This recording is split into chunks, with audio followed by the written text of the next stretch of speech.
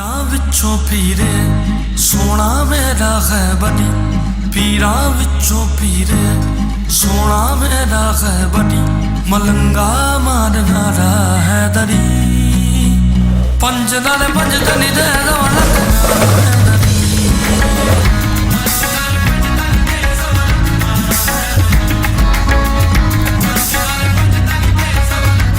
السلام علیکم. منسونی باتیں جواد رضا خان اور صوفیوں کی زمین سے آپ سے مخاطب ہوں. وہ سرزمین جس نے بیش بہا صوفیہ کرام کو یہاں پر دیکھا اور یہاں سے اسلام کی وہ شمع روشن ہوئی جو بر صغیر پاک و ہند کو پوری طرح اپنی گرفت میں لے گئی. حضرت بہاؤالدین زکریا ملتانی کے 3 دوست تھے, بڑے گہرے دوست ان کے, بابا فرید گنج شکر اور اس کے علاوہ حضرت شہاب الدین اور سندھ کی سرزمین کے لال شاہ عباس قلندر. ان 4 دوستوں کی ایک میٹنگ ملتان میں بھی ہوتی ہے اور اس میٹنگ کے اندر ڈسکس کیا جاتا ہے کہ ہم نے اسلام کی روشنی کو آگے کیسے پھیلانا ہے.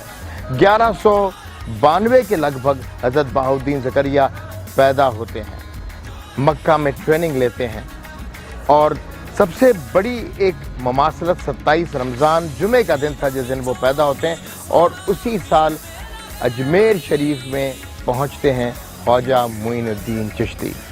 اور اگر ہم صحیح سے بات کو کنیکٹ کریں تو اسی دن پاکستان بھی معرض وجود میں آتا ہے. اور یہی وہ کنیکشن ہے جو میں آپ لوگوں سے بارہا کہتا رہا ہوں کہ اس پاکستان کے قیام میں صوفیہ کرام کا ایک بہت بڑا اسپرچول کردار ہے. آئیں چلتے ہیں, ان کی قبر پہ فاتحہ پڑھتے ہیں اور آپ سے بات چیت کرتے ہیں.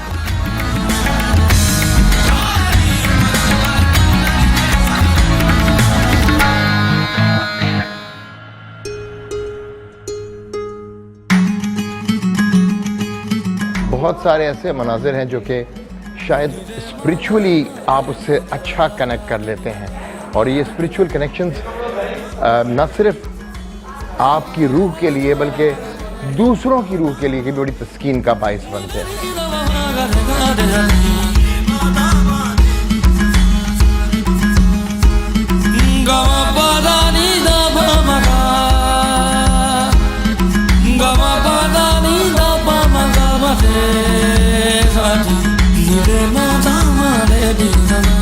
بہت شکریہ سر, بہت شکریہ. اللہ آپ کو خوش رکھے. یہ حضرت شاہ رکن عالم کی یہ سب ماشاءاللہ. حضرت بہاؤالدین زکریا ملتانی جن کا جب وصال ہوا اس کے بعد ان کے صاحبزادے بھی ان کے ساتھ مدفون ہیں اور یہاں پر حضرت شاہ رکن عالم جو ان کے پوتے تھے لیکن کہا جاتا ہے مرتبے میں ان سے اتنی ہی زیادہ بلند ان کو دنیا جانتی ہے. بادشاہ وقت کے خواب میں آتا ہے کہ حضرت بہاؤالدین زکریا ملتانی ان کے خواب میں آتے ہیں بادشاہ وقت کے اور کہتے ہیں کہ میں اپنے پاؤں پھیلا نہیں پا رہا ہوں کیونکہ شاہ رکن عالم میرے قدموں میں مدفون ہیں, تو ان کو وہاں سے جسد مبارک کو نکال کے کہیں اور شفٹ کیا جائے. یہ وہ کہانی ہے کہ یہاں سے حضرت شاہ رکن عالم کو پھر اب جہاں ہم آپ کو لے کے جائیں گے وہاں پہ ان کو دفن کیا گیا, ان کی جسد مبارک کو, اور آج ان کا مزار شریف پورے زبردست ایک طریقے سے عقیدت کے ساتھ آج بھی موجود ہے ملتان کے اس خوبصورت شہر میں. حضرت شیخ بہاؤالدین زکریا قبیلہ قریش سے تعلق رکھتے تھے. آپ مکہ معظمہ سے خوارزم آئے اور وہاں سے آ کر ملتان میں سکونت اختیار فرمائی.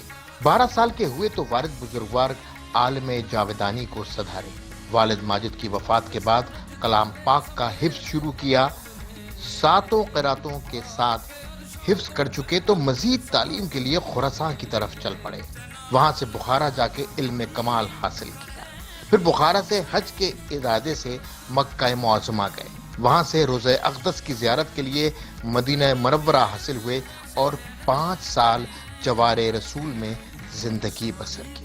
حضرت بہاؤالدین زکریا رحمۃ اللہ علیہ نے حدیث کی تعلیم سے فراغت کے بعد روضہ اقدس کے پاس تزکیہ قلب اور تصفیہ باطن کے لیے مجاہدہ شروع کیا. پھر وہاں سے چل کر بیت المقدس پہنچے اور وہاں سے بغداد تشریف لے گئے. بغداد میں شیخ الشیخ شہاب الدین سہروردی کی صحبت سے فیضیاب ہو کر خرقہ خلافت پایا. یوں حضرت بہاؤالدین زکریا سہروردی سلسلے سے منسلک ہو.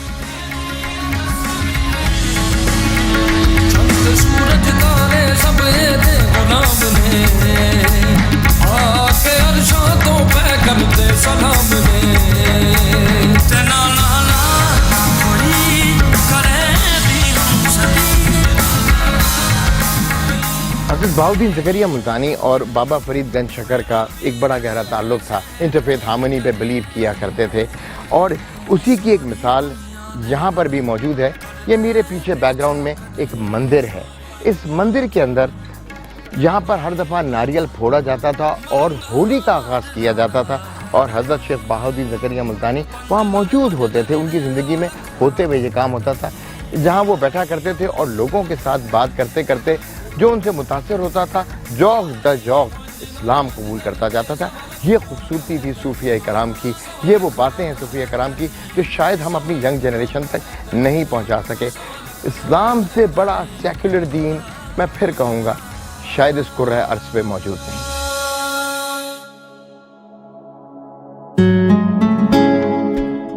سلطان التمش کا بہاؤالدین زکریا ملتانی کے ساتھ ایک بہت بڑا وہی اسپرچول کنیکشن ہے جو غزنوی کا حضرت داتا علی حجویری کے ساتھ اور جو سلطان محمد غوری کا خواجہ اجمیر شریف کے ساتھ.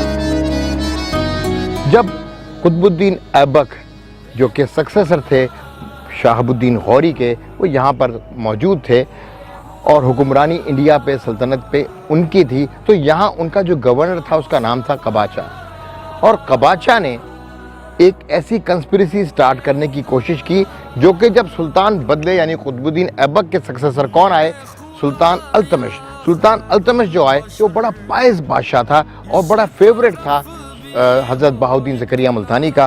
لیکن جب قباچہ نے وہ پوری سچویشن کریٹ کی ایک سارٹ آف اے میوٹینی کریٹ کرنے کی کوشش کی تو ایک بڑی لمبی چوڑی چٹھی لکھی حضرت بہاؤالدین زکریا ملتانی رحمۃ اللہ علیہ نے سلطان التمش کو اور اس کے بعد قباچہ کی میوٹینی کو ختم کیا گیا. لیکن جب ان کو پتہ لگا قباچہ کو جب پتہ لگا کہ حضرت بہاؤالدین زکریا ملتانی نے کوئی چٹھی لکھی ہے تو ان کو بلایا گیا اور بتایا کہ آپ نے یہ چٹھی لکھی ہے میرے خلاف.